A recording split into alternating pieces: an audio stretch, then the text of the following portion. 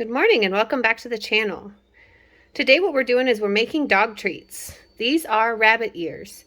They came from a local gentleman who raises and processes his rabbits for his dietary needs, and he doesn't use the ears or the hide. So I was able to get those from him. They've been in the refrigerator for a couple of weeks because I hadn't had time to work with them, but they're ready to go now. All I've done is rinse them with cool water, and then I patted them dry with a towel.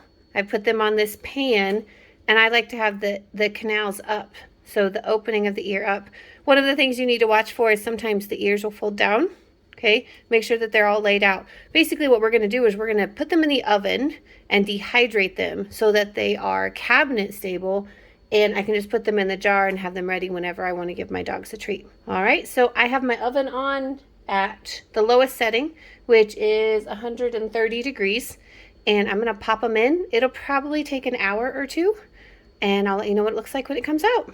All right, so our dog treats ended up in the oven for about 2.5 hours. I went out into the barnyard and got to working on things, and I let the timer get away from me, but they were in there for 2.5 hours, and they're great. They're dehydrated. They're a little tight. Can you hear that? So what I'm gonna do now is I'm literally just gonna pull them up, and I'm gonna put them in my dog treat jar. You can also put them in a bag, like a Ziploc bag or something like that.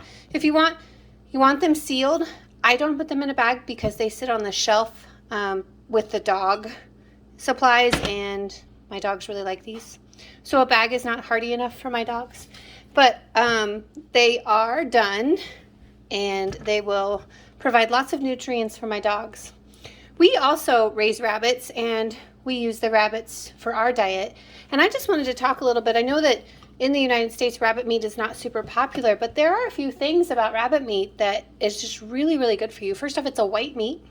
It's higher in protein than pretty much any meat you can imagine. Chicken, lamb, turkey, it's higher in protein, so a smaller amount goes a longer way.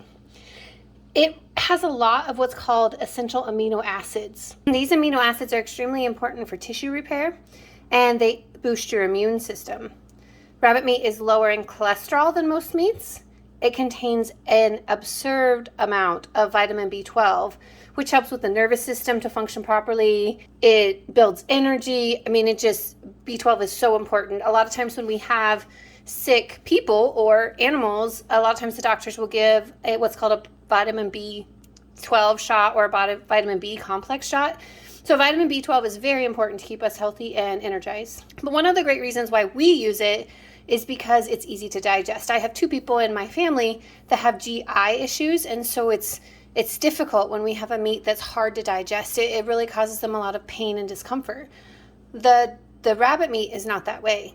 And this is the same thing. These benefits can also go for your dog. We have lots of people we know that uses the rabbit meat as a supplement to their dog food, and their dogs are very healthy. It's very, very good for them.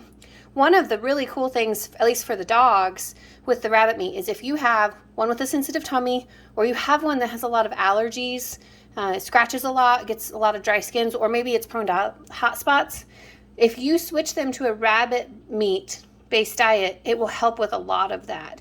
It's very hypoallergenic, and it helps with those allergies that our dogs run across. Well, that's it for today.